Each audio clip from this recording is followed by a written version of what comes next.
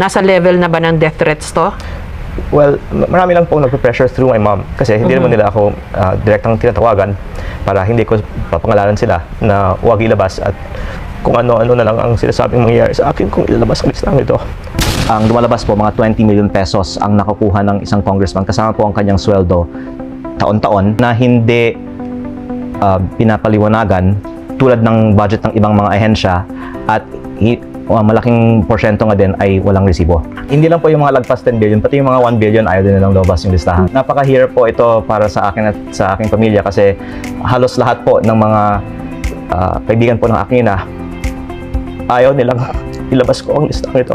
Hindi naman nila ako direktang tinatawagan para hindi ko papangalanan sila na huwag ilabas at kung ano-ano na lang ang sinasabing mangyayari sa akin kung ilalabas ang listang ito. Na-discover ko po na yung mahigit 700 billion pesos na National Expenditure Program ng DPWH ay may mga proponents pala sa halos lahat ng mga proyekto at naka-record po itong lahat sa DPWH. When you say proponent, may mga legislators who were pushing for these projects, tama? Hindi lang po congressman, senator, nabanggit din po ni Senator Lacson, meron at least 5 cabinet secretaries Okay. na may allocables, undersecretaries, pati po nabanggit ko mga pribadong individual na mga contractor at mabuti na nakasulat itong lahat sa files ni Yumaong Yusek Cabral sa DPWH na kahit naman po iba may kopya din po nito kaya sana magamit po ito sa mga investigasyon. Okay, so 700 billion pesos lahat itong mga proyektong ito. Opo, 401 billion po ay allocable ng mga district congressman.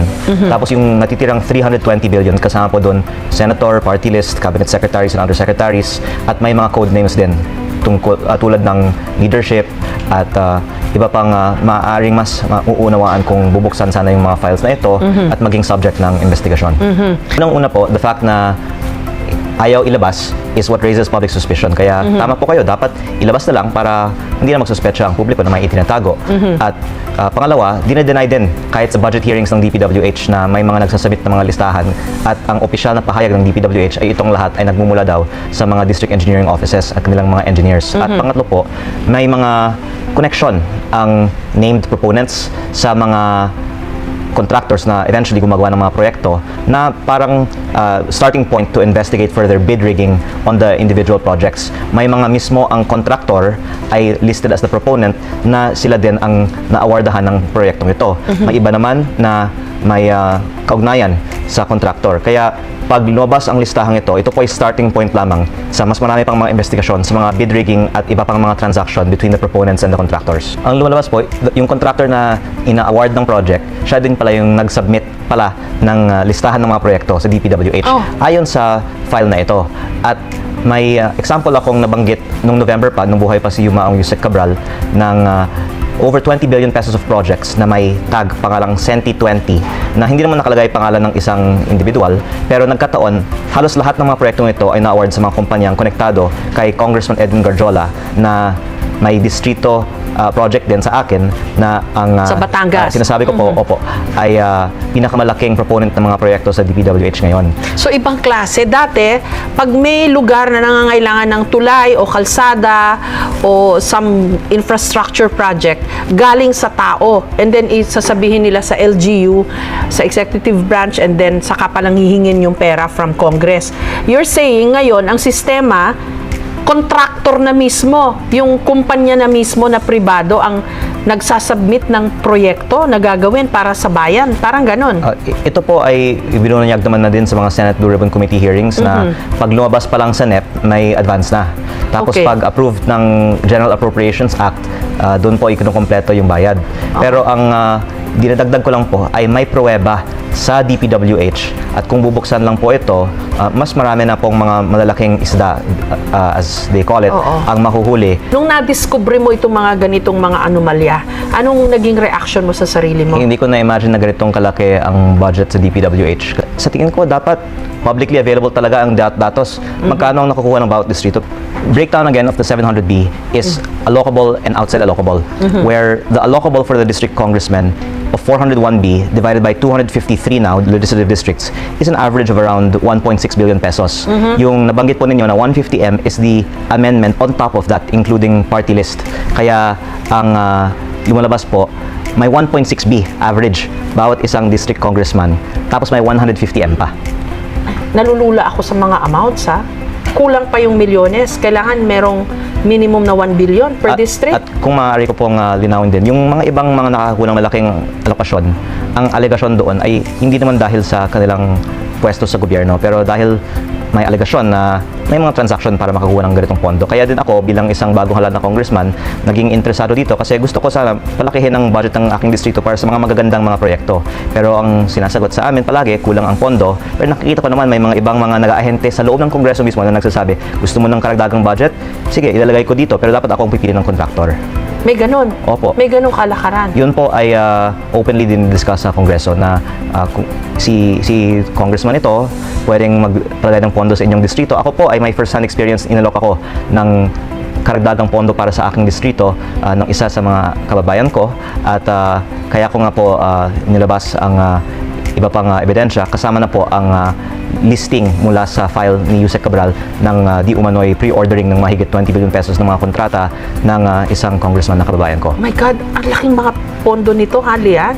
Akala ko mga hundreds of millions lang baseline, sabi ni Toby Chanco sa akin. Hindi pala, it could go average 1 billion per district. Kung malakas ka pa, it could go as high as 13 billion in the case of Zaldico or baka so much more, etc.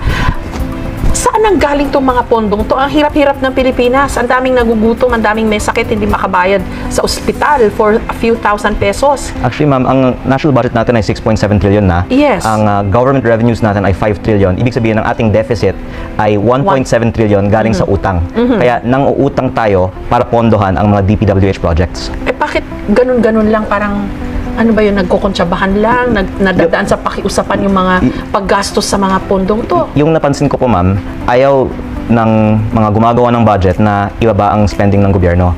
Sinasagad talaga ang maximum na tinatawagang fiscal space para itodo po ang government spending. Kaya nung tinanggal ang 255 billion pesos of flood control projects, imbes na bawasan na lang natin ang ating inuutang, nilipat naman po sa ibang klaseng mga forms of pork barrel. Sa laki ng nilulus tayo o ninanakaw na pondo, hindi talaga mahirap na ang Pilipinas. Hindi na to level ng third world country, tama? Opo, mabuti pa sana kung hindi tayo gumastos noon, wala tayong utang, ngayon pwede tayong mangutang. Eh, the worst thing is, gumastos na nga tayo, nangutang tayo, doon natin ginamit sa mali. Ngayon, hindi tayo pwedeng mangutang para sa mga magagandang bagay ngayon. So parang sinakal natin yung sarili natin, di ba? Opo. Sinimulan ko po ang investigasyon ng mga substandard flood control projects sa aking distrito bago pa ako nahalal kasi maraming mga nasira ng Typhoon Christine. Tapos, And then, nung iniimbestigahan ko sa Agosto, with the help of my district engineering office's staff, we were approached by the district engineer of my office who said na inaayos naman na nila yung mga nasirang proyekto. At ang mga contractor ay natutuwa daw sa mga philanthropic pamimigay ko ng sarili kong pera para sa mga kadistrito ko. Kaya gusto daw nila mag-contribute ng donasyon. At ang lumabas po, parang very normal sa Pilipinas na ang mga DPWH contractor namimigay ng mga so-called donasyon sa sinusuhulan mga congressman. It's suhol Pero sa'yo. hindi naman nila inaamin na ito'y suhol. Ang sinasabi nila, hindi, kasama naman yan talaga sa gastusin sa politika. Kailangan mo ng tulong mula sa mga contractor. At ang nangyari, naaresto po ang aking district engineer. And nagsampa din po ako ng kaso sa contractor na I believe nagbigay ng pera sa aking DE. That in the whole country, there is kickbacks in DPWH projects. According to the very testimony of former Yusek Bernardo, almost 100% of bids are rigged. Kaya po, hindi ako naniniwala na walang kickbackan sa mga DPWH projects kasi inaaprubahan nga natin yung budget na overpriced ng mga proyekto. Just to clear the matter up, nung naaresto yung district engineer sa Batangas, may mga question sa'yo na parang di raw tama yung pagkaka-manage mo ng sitwasyon. Would you like to clear that up? Actually, I think yung surprising thing is parang first time na may congressman na nag-aresto nang nag-aalok ng suhol sa kanya. At ayoko po magkomento anong nangyayari sa ibang mga distrito. Pero masasabi ko lang po, sa aking distrito, ang lumalabas, lahat ng mga proyekto na na-inspect namin ay substandard. At siguro kaya po substandard kasi lahat ng mga proyekto para ma-award sa kanila ay may ibinibigay pong suhol. Okay. And then August, and then this thing nga blew over, and then lumaki na ng lumaki hanggang sa nahulog si Yusek Cabral sa bangin. And then you came up with your Cabral files, tama ba? Na meron ka palang hawak na mga dokumento from Yusek Cabral mismo.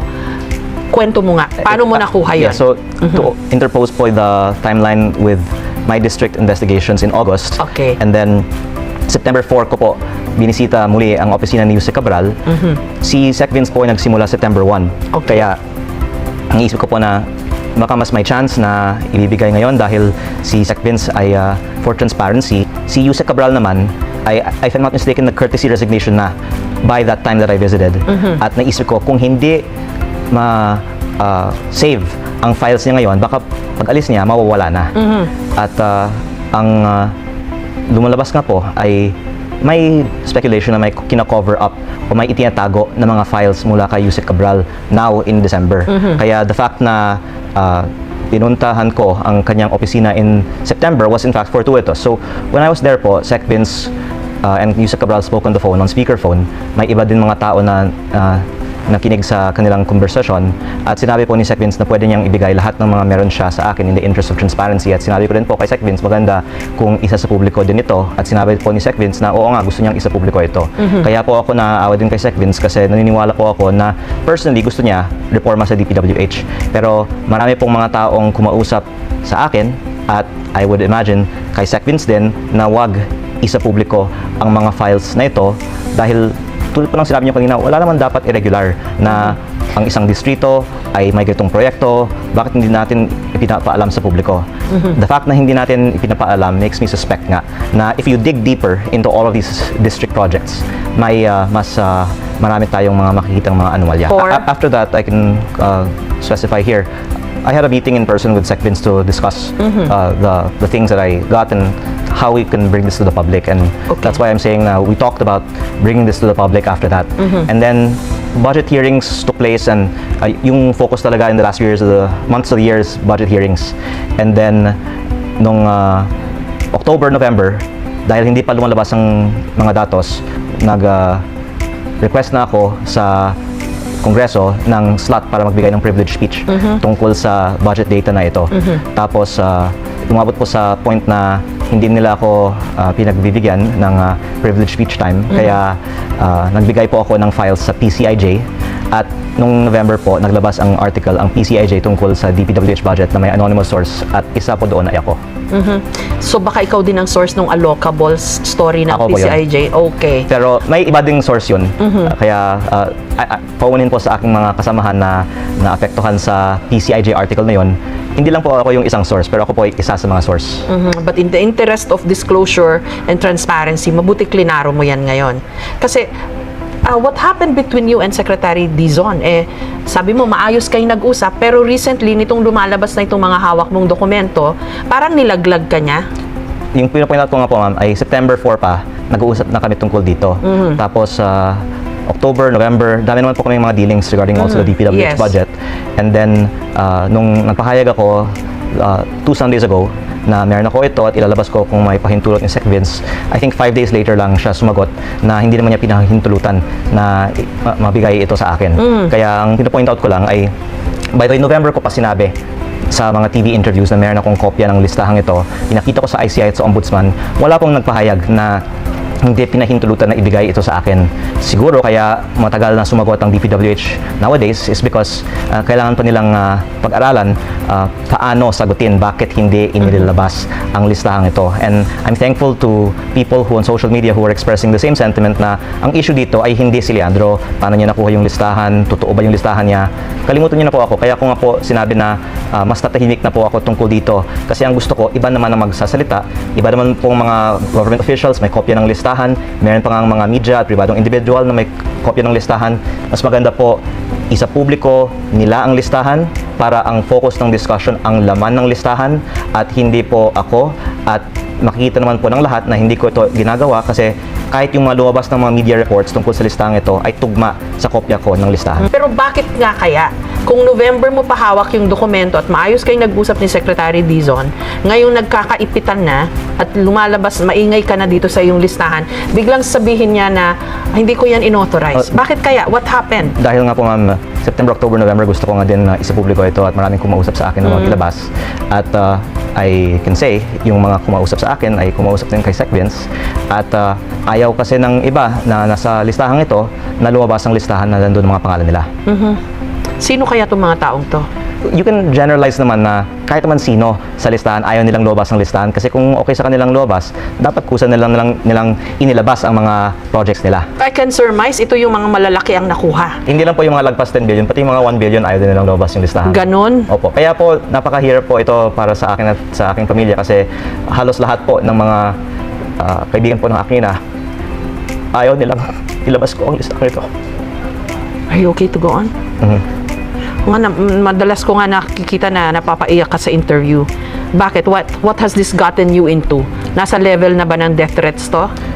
Well, marami lang po nagpe-pressure through my mom kasi hindi naman nila ako direktang tinatawagan para hindi ko papangalanan sila na huwag ilabas at kung ano-ano na lang ang sinasabing mangyayari sa akin kung ilabas ang listahan ito. At lalo nga pong nalulungkot ako na wala naman po akong personal na interest sa paglabas nito. At in fact, malaki na nga po ang sakripisyo ko at pati mga ibang nagsasalita sa inyong show tungkol sa pagbunyag ng mga practice na ito. Pero kung sino po ang sa sakripisyo, sila po pa ang inaatake at ang lumalabas, mas mabuti pa kung nasa kongreso ka, manahimik ka na lang at tumanggap ka na lang ng Christmas bonus mong 2 million pesos kaysa sa magsalita tungkol sa korupsyon sa kongreso.